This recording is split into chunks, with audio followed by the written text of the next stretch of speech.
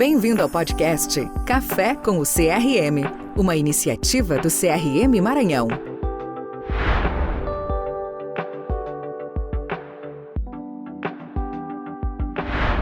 Então, sejam todos bem-vindos a mais um podcast organizado pelo Conselho Regional de Medicina do Estado do Maranhão.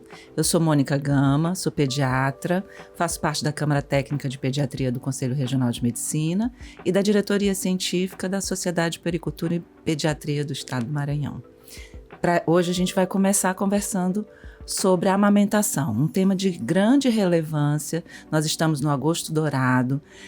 Amamentar não é uma ação simples, não é uma ação individual, e para isso a gente convidou aqui a professora doutora Marinéia Vale, pediatra, neonatologista, presidente da Sociedade de Puericultura e Pediatria do Maranhão e membro da atual diretoria do CRM Maranhão, e a professora doutora Silvia Helena Cavalcante de Souza, também pediatra, neonatologista e intensivista pediatra, que atua no Hospital Universitário da Universidade Federal do Maranhão. E com essas duas sumidades, essas duas referências da pediatria e da neonatologia do nosso estado, a gente vai falar sobre esse tema.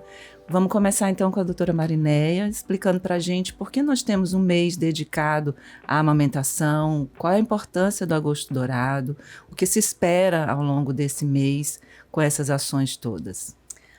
Obrigada pelo convite. É muito importante a gente saber por que tem um agosto dourado. Porque ela fala de uma decisão política, né? Porque nós temos de 1 a 7 de agosto, é a Semana Mundial da Amamentação, que foi instituída, né, em 170 países desde 1992. Mas o Brasil tomou a decisão de estender essa semana e fazer então o Agosto Dourado. Desde 2017 foi lançada uma lei. O que é o Agosto Dourado? É um mês em que se faz proteção, promoção e estímulo ao aleitamento materno, igual como se faz na primeira semana, só que estendido por todo o mês. Isso é uma pactuação entre o Ministério da Saúde, a Sociedade Brasileira de Pediatria, a rede de bancos de leite, no sentido de fortalecer a amamentação. E a gente fica muito feliz de ter um agosto inteiro e dourado, que é a cor do alimento padrão ouro para todos nós, né? E isso é muito importante. Então a doutora Silvia vai explicar para a gente por que esse tema tão complexo para comemorar, para lembrar a importância do aleitamento materno desse ano. Olha só, priorizemos a amamentação, criando sistemas de apoio sustentáveis. Acho que o tema em si já demonstra a complexidade que é amamentar e o quanto é importante essa formação, essa conformação de uma rede. Perfeitamente. Então, boa tarde também. É um prazer estar aqui para a gente discutir esse tema, junto com a doutora Mariné, com a doutora Mônica. E é como você falou, é complexo, né? Amamentar é complexo, né? E realmente a mãe que deseja amamentar, ela precisa ser apoiada pelo seu companheiro, pela sua família, pelo hospital, pela equipe de saúde, porque ela vai ter algumas necessidades que precisam ser sanadas, né? Para que ela se sinta apoiada, protegida, orientada a amamentar e a manter esse aleitamento materno exclusivo até o 6º mês e até os 2 anos de idade, né? Então, quanto mais ela se sentir protegida, ela vai conseguir dar conta de uma ação tão complexa que envolve tantas questões emocionais, pessoais, da família e da sociedade de uma forma geral. Então, já que eu vou quebrar um pouquinho aqui vou falar de uma questão pessoal minha, que eu acho que é importante, porque já que a gente está falando de rede de apoio, eu como pediatra, apesar de eu fui ter filho já mais tarde, já ter mais de uma década como pediatra, eu precisei de apoio para amamentar. Eu precisei ir até o banco de leite, eu precisei ir na casa da professora, de uma organização que a gente tinha, da professora Feliciana, e para ela me ensinar a amamentar. Então, eu, apesar de ter a prática de estar, de saber de ensinar, inclusive, para as mães. Sabia teoria, mas na prática você só é foi muito complexo. Sentir quando realmente você amamentou, eu fui várias vezes ao banco de leite. Então, vamos falar um pouquinho da importância do banco de leite. Nós temos bancos de leite, né? É importante que a gente reconheça a relevância desse sistema. O banco de leite faz parte desse sistema e é fundamental para apoiar as nossas mães, né?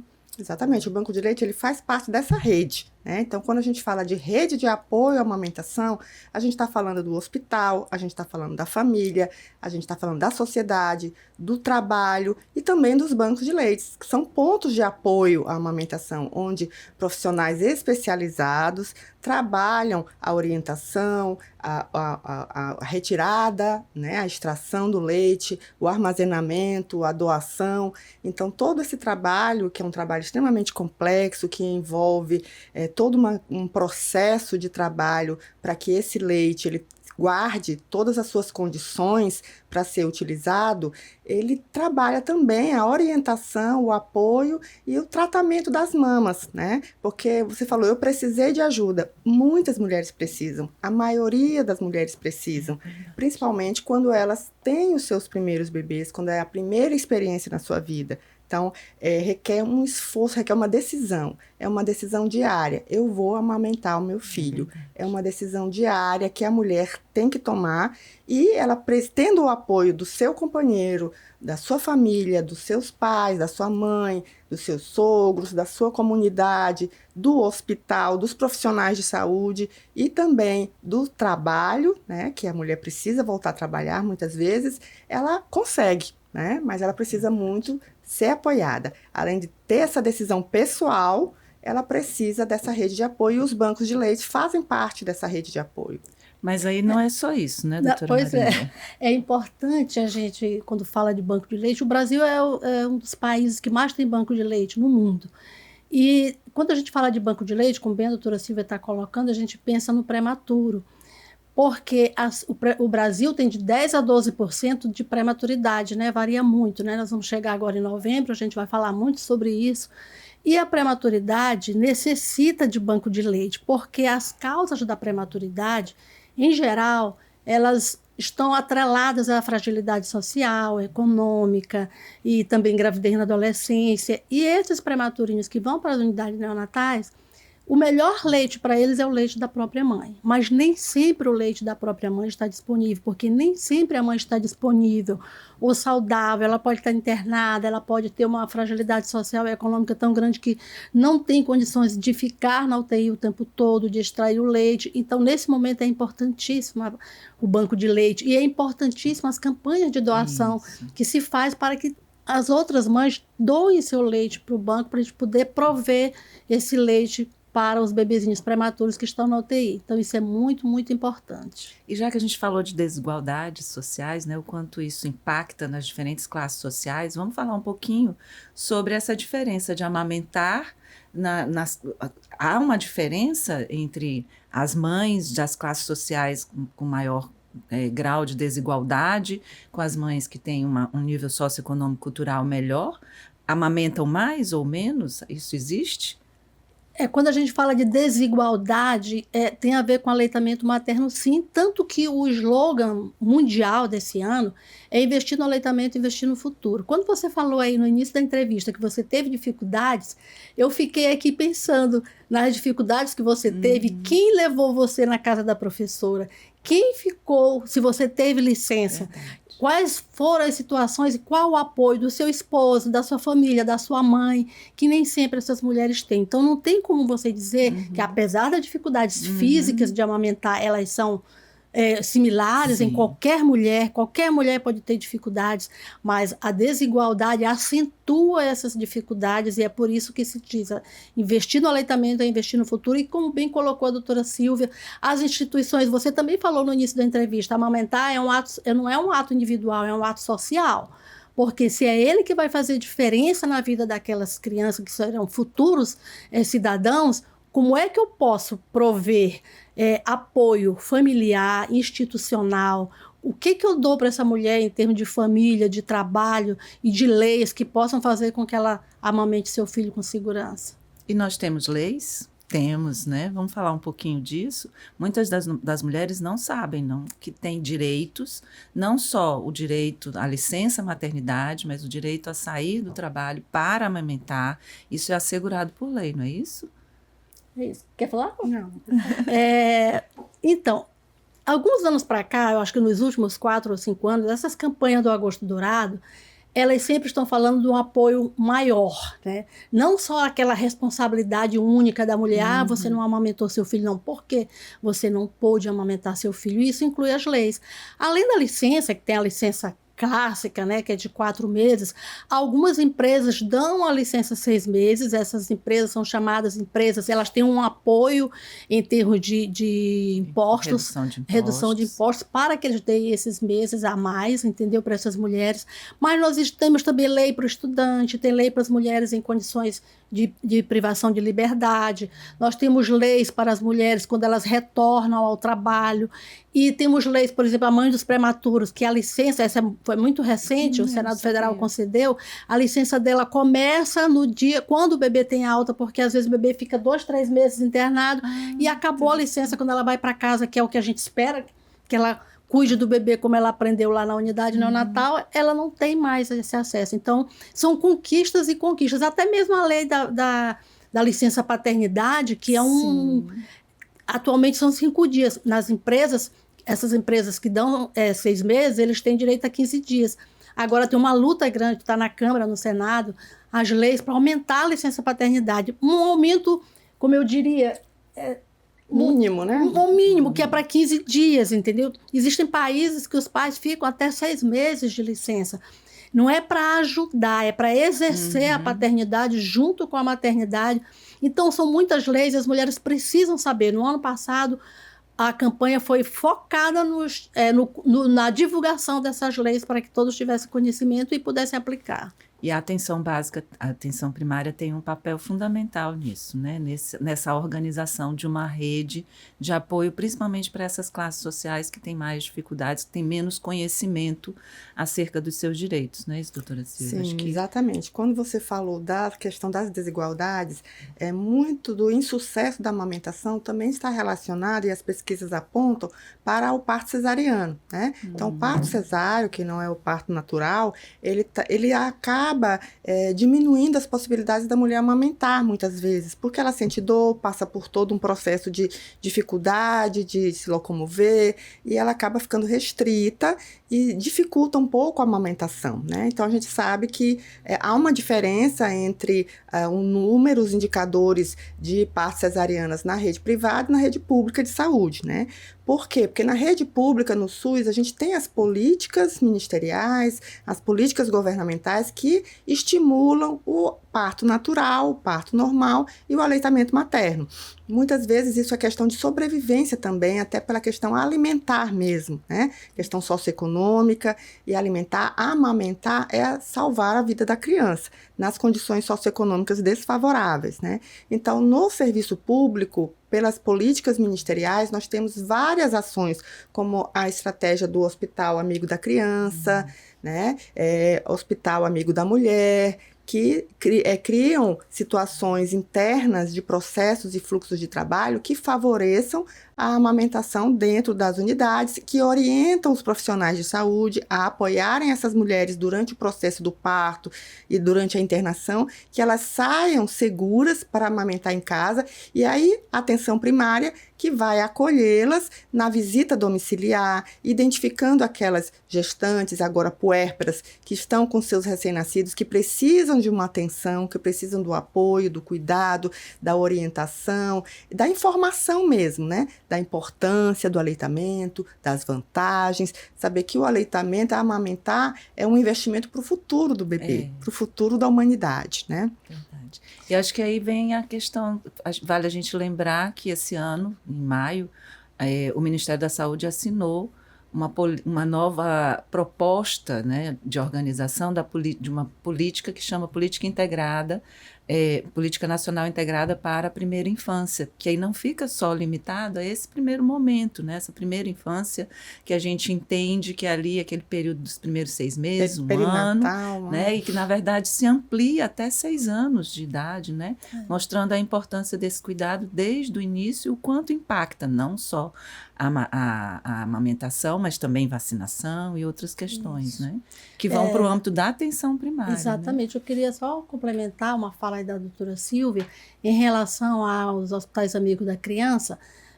O 4º passo da iniciativa Hospital Amigo da Criança é justamente o aleitamento materno na primeira hora de vida.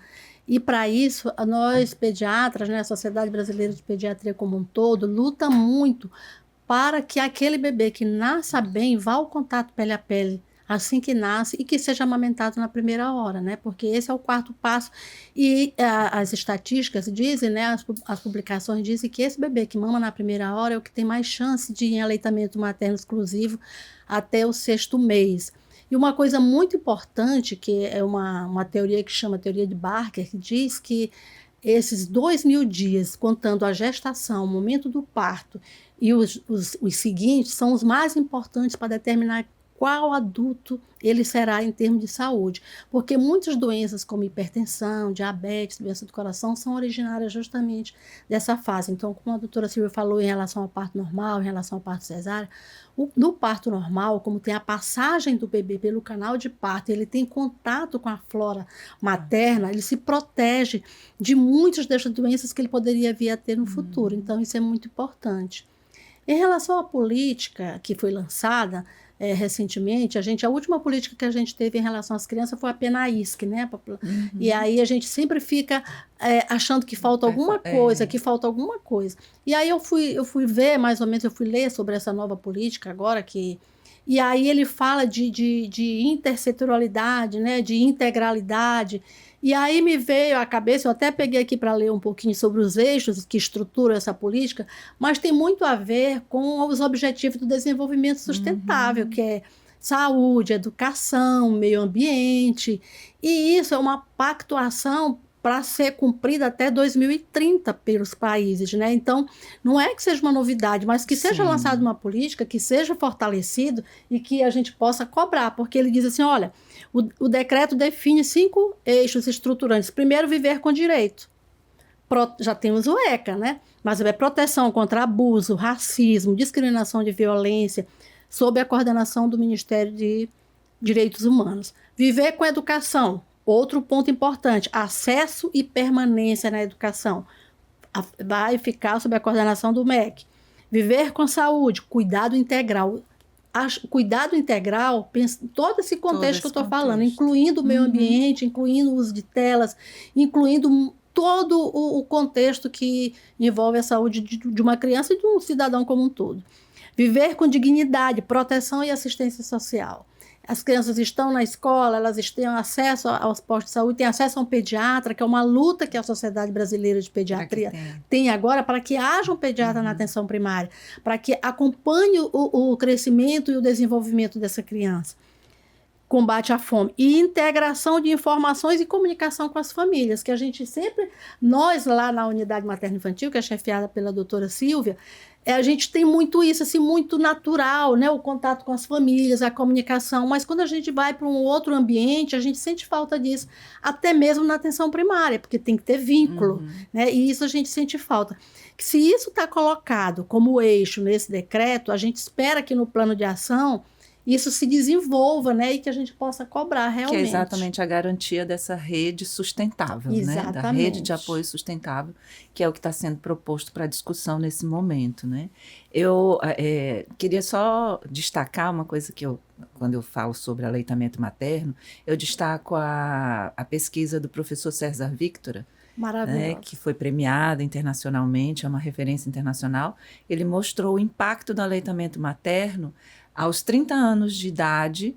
Quem mamou no peito exclusivamente até os 6 meses, aos 30 anos, tem um desenvolvimento cognitivo totalmente diferente. Isso implica em melhores empregos, melhores salários, porque tem um componente adicional aí na sua conformação cognitiva. Isso é muito importante. A gente está sempre falando da importância do aleitamento materno no crescimento, né? Acho que para as famílias, de uma forma geral, fica esse contexto do crescimento, mas o desenvolvimento cognitivo é fundamental.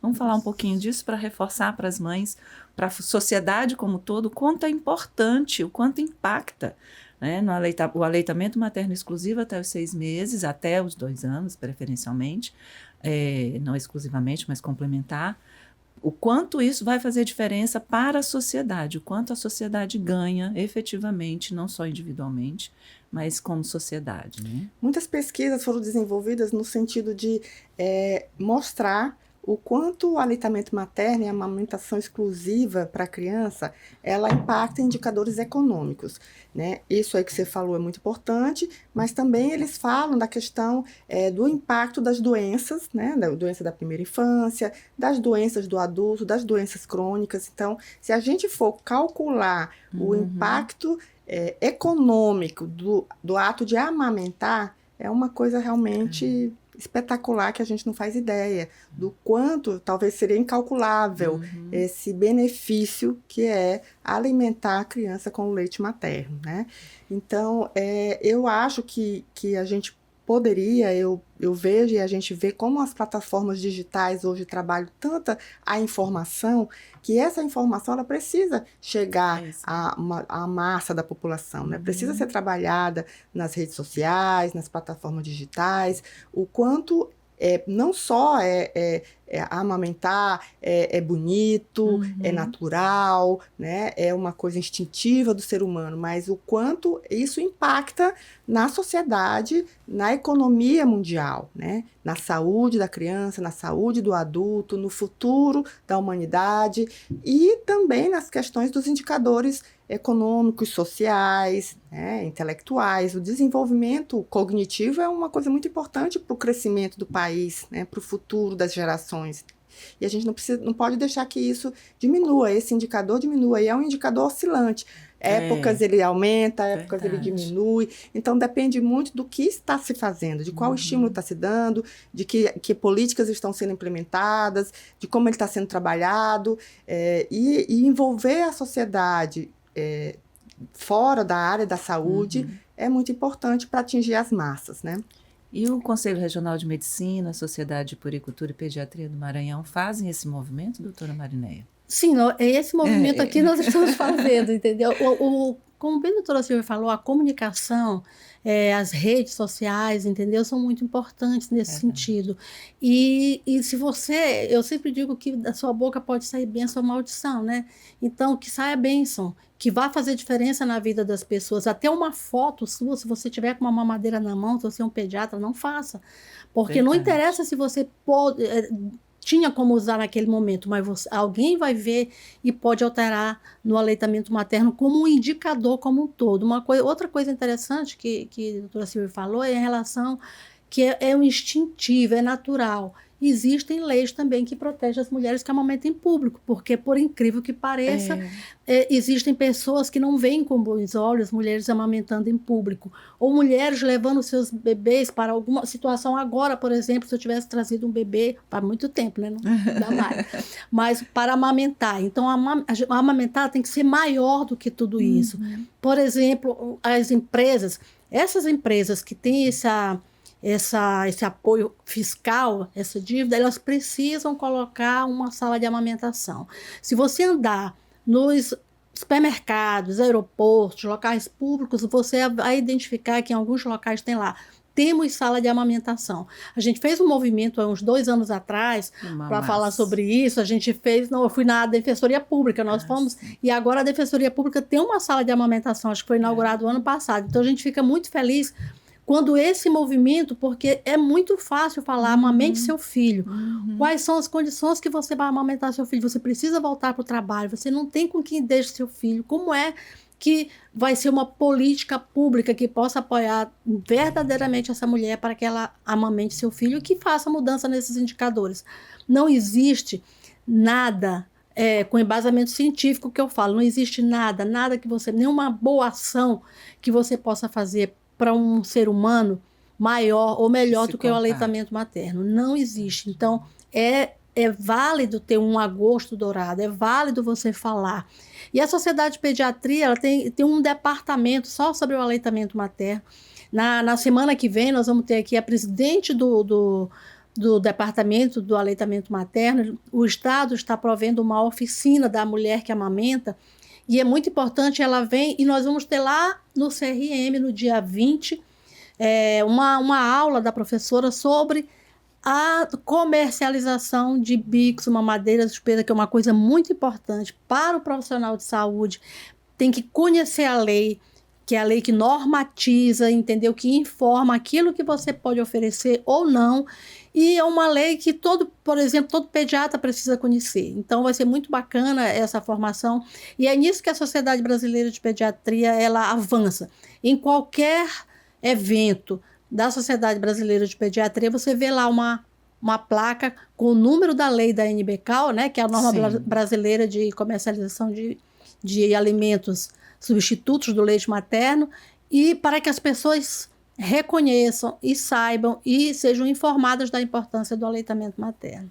E impacta mesmo, doutora Silvia? Vamos explicar para os nossos ouvintes, para as mães, o quanto ofertar o bico, seja chupeta, seja mamadeira, o quanto isso impacta, interfere diretamente na amamentação. Sim, interfere bastante. A criança, para ela a sugar, né? Ela tem um esforço, ela tem adquirir uma coordenação, respiração, sucção, deglutição. É um processo de aprendizado e por isso é tão difícil no início, por isso é tão complicado. É a pega que precisa ser adequada, o trabalho com a mama, é o tempo de amamentação. Então, são detalhes, né, que são informações técnicas e científicas ensinadas para as mães, pelas equipes de saúde, que favorecem aí o sucesso da amamentação.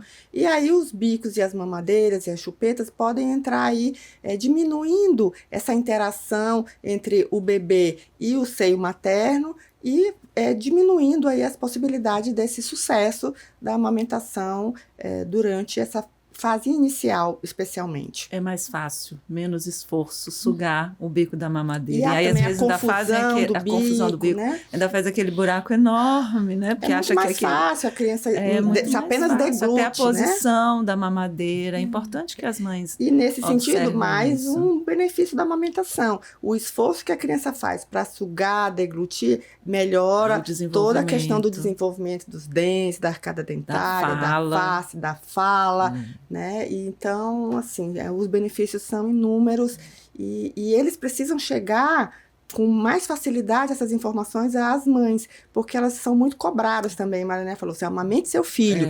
Então, elas são cobradas, elas se sentem cobradas, mas para que a gente possa ter um resultado positivo, não é cobrar a mãe, nem penalizá-la se ela não conseguir amamentar, é apoiar. Por isso, esse mote da campanha desse ano é tão importante, porque a gente não pode cobrar uma mãe que ela amamente se a gente não dá todas as condições, o apoio e que ela precisa para conseguir amamentar, né? É uma decisão diária. É importante, eu estou ouvindo a doutora Silvia falar, é importante você ouvir e observar. Existem muitas situações em que a falta da escuta pode gerar uma ação que vai, em vez de ajudar, vai dificultar. Por exemplo, crianças que são adotadas, que você vê um bebê em público com a mãe com lactente de 4 meses, usando uma mamadeira e você julga que aquela mulher não está amamentando. Outras situações, os bebês que têm alguma morbidade dentro do hospital, que é o hospital amigo da criança, para que o bebê use uma mamadeira chupeta, tem que estar prescrito pelo médico, pelo pediatra. E isso é importante você observar, porque existem situações e uma mãe pode dizer assim, mas por que esse bebê está usando mamadeira e eu não posso? E a diferença da fórmula, ela é gritante. A fórmula é como uma feijoada, assim, grosseiramente falando, como uma feijoada que você come e dá sono, né? Pesa. Como um peixe grelhado que é leve, logo você está com fome. Essa é uma das qualidades do leite materno. Mas você tem que ouvir, você tem que observar, você tem que conversar, para que aquelas mulheres, entendam e não dar responsabilidade total a elas ou a de amamentar, porque elas precisam de apoio, como você bem falou, você foi uma delas, né, que precisou de apoio. E eu amamentei meus filhos na maior tranquilidade do mundo, e isso varia de mulher para mulher. Você tem que ouvi-las, você tem que singularizar a escuta e o cuidado para que a gente saia de um número em relação à prevalência do aleitamento materno exclusivo até o 6º mês e possa melhorar os indicadores como um todo. Bem interessante o que ela disse, só para completar. É como se comesse um peixe mamária como se comesse um peixe, lá, dali a 2 horas você está com fome. Eu costumo dizer para as mães, de 2 em 2 horas ele vai crescer porque ele vai mamar de 2 em 2 horas. Se ele usar mamadeira, vai ficar 4, 6 horas, às vezes, sem mamar. Muitas das vezes, até essa mamadeira vira mingau, não é só a fórmula, né? Então, isso ele demora mais tempo para digerir, mais tempo para ter fome, mais tempo para crescer, né? Isso é importante fazer também essa relação para elas entenderem o quanto é bom, mesmo que seja de 2 em 2 horas, ela tem que acordar de 2 em 2 horas, ela tem que dar o peito de 2 em 2 horas, porque o bebê está chorando de fome, né? Comer um peixinho grelhado leve. E Mariné também falou uma coisa interessante que me reportou aqui uma situação, é a questão de várias experiências, né? Tem mulheres que têm experiências tranquilas, tem mulheres que amamentam da primeira vez de uma forma belíssima, sem nenhum problema, como se fosse aquilo muito natural, né? E outras têm dificuldades e outras têm muita dificuldade. Então, essas experiências que elas são diversas, elas podem, inclusive, servir para umas ajudarem as outras. Então, grupos de apoio de mulheres que amamentam, essas mulheres que tiveram sucesso na amamentação, elas podem servir para apoiar também outras mulheres em grupos de apoio que podem ser realizados dentro de uma comunidade, ali na atenção primária, dentro de uma unidade de saúde, no próprio hospital, nos bancos de leite, né? A experiência de outra mulher falando como foi a dificuldade, como ela superou essa dificuldade, como ela conseguiu, né? Ela dá muito mais força para uma mulher que realmente quer amamentar, né? E para ela querer amamentar, ela precisa conhecer também as vantagens, o porquê. Ela vai, não é só amamentar por amamentar, mas por que eu vou amamentar? Por que é importante? Qual a importância disso para o meu bebê, né? O quanto essa criança vai ser mais saudável, vai ser mais inteligente, vai ter mais conexões neuronais, vai ter uma saúde melhor, adoecer menos, né? E a gente observa, eu como intensivista pediatra, observo nas internações o quanto é diferente uma criança que é amamentada e uma criança que não é. Quando ela está doente. Uma criança que é amamentada quando está doente, a única coisa que ela não recusa na vida é o peito. Ela não recusa o peito. Ela pode estar com febre, em qualquer outra condição, ela mama. Porque o peito não é só alimento, né? É aconchego, é carinho, é amor, é segurança. E as crianças que não são amamentadas, elas sofrem muito mais, porque elas não comem, elas não aceitam a fórmula, elas não têm o peito. Então, elas acabam deteriorando muito mais a sua condição de saúde. E outra coisa importante também é esse feedback positivo que a gente dá, né? E eu trabalho isso muito na minha prática diária, o feedback positivo para aquela mãe que amamenta, né? Dar aquele feedback positivo. Poxa, você conseguiu, que bom, que lindo, maravilha, e o seu bebê tá bem, parabéns, né? Aquele feedback positivo para aquela mulher que consegue amamentar, né? Então, não só não cobrar ela, né, apoiá-la, ajudá-la, dar as condições e dar esse feedback positivo também é muito importante.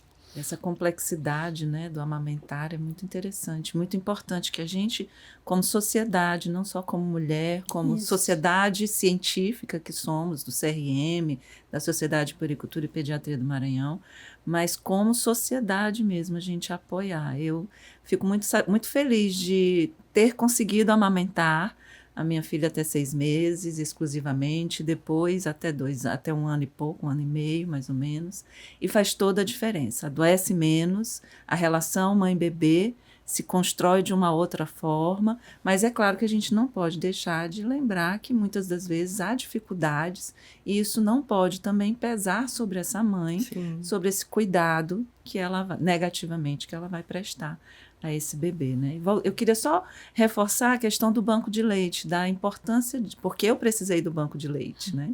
Da importância da gente fazer doação, da importância não só da mãe que pode doar o leite, mas da sociedade doar os frascos, porque uma dificuldade também é como armazenar esse leite que é doado, né? Então, acho que é importante a gente reforçar isso.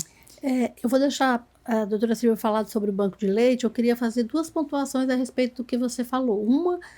Vocês falaram, uma é não julgar aquela mãe que por algum motivo não está conseguindo amamentar ou nem vai conseguir amamentar. Porque ela não é para se sentir diferente, uma mãe diferente, uma mãe menor ou menos mãe. Há situações e situações e você tem que ouvir, singularizar e dar apoio. E a outra situação é a conexão. nós vivemos num tempo de dificuldade de conexão física, de olho no olho, né? A conexão, infelizmente, você vê muitas mães amamentando com o celular na mão. Então, a prevalência do adoecimento mental, né, aumentou muito nos últimos anos. E uma das vantagens do aleitamento materno é justamente este vínculo, esta conexão, além do contato pele a pele, esse vínculo de estar amamentando, estar olhando, estar conversando, falando. E nós, como pediatras e como sociedade em geral, a gente tem que preservar muito isso, estimular muito isso. Entendeu? É incrível que nós chegamos a um tempo em que a gente tem que pedir para as mães olharem para os seus filhos, entendeu? Enquanto estão amamentando. Porque não é só um alimento, ele também protege contra o adoecimento mental, porque a conexão é uma falha muito grave e que a gente tem que lutar contra ela. Verdade. Certo. Em relação aos bancos de leite, realmente são organismos, né, do setor saúde fundamentais como rede de apoio para a amamentação. Né? O trabalho que ele exerce internamente dentro de um hospital e também externamente, que é a coleta do leite doado, né? A doação, a coleta, o armazenamento e a distribuição para os bebês internados nas unidades neonatais cujas mães ainda não conseguem amamentar ou não têm a produção suficiente de leite ainda durante aquele período inicial e o bebê precisa muito daquele leite para poder crescer, se desenvolver, a questão imunológica também. Né? Hoje o leite materno é uma imunoterapia, a imunoterapia que a gente utiliza dentro das unidades neonatais, dada a importância do leite materno enquanto imunobiológico, né? E o banco de leite ele exerce essa função dentro do setor saúde de conectar o interno do hospital com o externo, com a sociedade, com as mães doadoras, fazendo essa assistência, né, nas dificuldades, fazendo a consultoria, muitas vezes por médicos, pediatras, enfermeiros, especialistas na amamentação, que fazem esse aconselhamento, essa informação, o tratamento das mamas, a retirada, a extração do leite, e esse leite que a mãe produz a mais, ela pode armazenar em casa, para quando ela for trabalhar, ter aquele estoque de leite materno em casa, e também para doar para os bebezinhos prematuros cujas mães muitas vezes não conseguem amamentar ainda. Fizemos reflexões bem importantes, trouxemos mais do que reflexões, né? Trouxemos informações de grande relevância para a sociedade, para quem vai nos escutar nesse podcast, né? Acho que a gente pode encerrar fazendo alguma observação, algum destaque para os nossos ouvintes, doutora Marinéia. É verdade, nós tivemos fomos além das reflexões e o que a gente espera é que a gente tenha um retorno, né, com a comunicação de assuntos, um assunto tão importante como é o aleitamento materno, como é o agosto dourado, porque que ele existe. Eu queria deixar duas palavrinhas. Primeiro, reforçar o contato pele a pele do bebê que nasce bem, né, para que o bebê possa mamar na primeira hora de vida, isso é essencial. E a segunda observação é que amamentar não é um ato individual, é um ato social. A gente precisa ampliar isso, né? Todas as vezes que nós olharmos uma mulher amamentando ou não amamentando ou deixando de amamentar, saber que não é um ato individual daquela mulher, é um ato ambiental, social e que diz respeito a todos nós. Obrigada. Eu queria fazer a seguinte reflexão assim, em relação a... A doutora Maria falou muito bem e eu reflito muito na questão educação, né?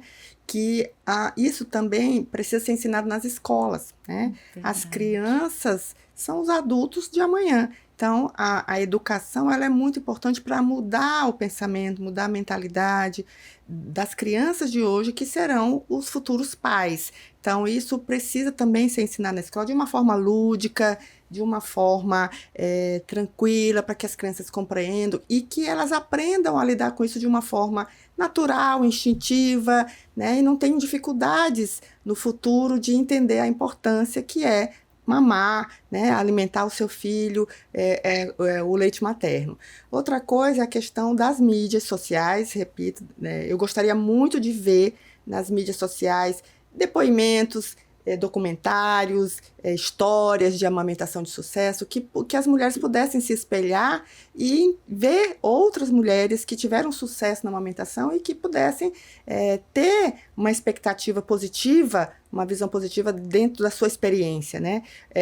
Se a gente quer fazer um bolo, a gente vai na internet, você acha receita de bolo de tudo quanto é jeito, né? Eu estou experimentando agora fazer algumas receitas, mas eu queria também que as mulheres encontrassem depoimentos, eu estou com dificuldade de amamentar, o que eu posso fazer, né? Que elas tivessem acesso a essas informações nas mídias sociais. Hoje a gente vive um mundo digital, né? E essa interação com o digital, ela pode fortalecer isso também. A gente sabe, e tem grandes discussões aí, do quanto as redes sociais, elas podem ser nocivas para algumas questões, mas também elas atingem um público muito grande, né? São milhões de visualizações, né? Então, eu gostaria muito de ver esse tema, essas boas experiências, eu gostaria de ver propagandas na televisão, né? De mulheres que tiveram amamentação, de filhos, de crianças, de como é saudável amamentar, de como as crianças amamentadas são mais saudáveis, né? De que essa informação ela fosse massificada, fosse popularizada no Brasil. Porque é chegada a hora da gente pensar nisso como realmente um objetivo nacional, um objetivo da sociedade de uma forma geral, não só pelas vantagens do aleitamento materno enquanto alimento, mas pelas vantagens econômicas também a médio e especialmente a longo prazo. Verdade. Acaba sendo a legislação restringe de forma adequada a propaganda das fórmulas infantis, dos complementos, mas não prioriza fazer mostrar esse outro lado, quanto é importante a amamentação, né? Bem importante essa sua colocação. Uma sugestão para o CRM, para a Sociedade Brasileira de Pediatria, trabalhar nesse foco. Também achei muito interessante e importante a questão do processo educativo a partir das escolas. Isso é uma coisa que a gente também não vê, né? A alimentação saudável se restringe à foto da maçã, de lavar as mãos, né? Eu falo muito isso com os alunos. É bem restrito, quando, na verdade, tem um impacto fundamental, individual, coletivo, a curto, médio e longo prazo. Eu queria só, estava esquecendo de falar sobre isso, a Sociedade Brasileira de Pediatria, ela tem um site só para as famílias, com todos os assuntos em relação ao aleitamento, em relação à alimentação, desenvolvimento, uso de tela, com uma linguagem acessível, dita por especialistas, né, dos departamentos. Então, a gente precisa muito divulgar, porque está muito bacana o site Pediatria para as Famílias, tá bom? Com assuntos extremamente importantes, relevantes e interessantes. Então, muito obrigada. Foi ótimo o nosso bate-papo. Agradeço a presença de vocês em nome do CRM. Gostaria de convidar os ouvintes desse podcast a ouvir os demais podcasts que são organizados pelo CRM, também pela Sociedade Brasileira de Pediatria. Deixo aqui o nosso agradecimento e procurem o Banco de Leite, procurem formar essa rede, né? Participem dessa rede, porque é fundamental para o desenvolvimento do país, né? Do mundo. Procurarem ser apoio para alguma mulher que amamente na sua família, no seu prédio, no seu condomínio, na sua vizinhança, no seu ambiente de trabalho, né? Seja apoio para a amamentação em qualquer lugar. Muito obrigada. Então, obrigada também. Café com o CRM Maranhão. Seja bem-vindo ao podcast dos médicos e médicas maranhenses.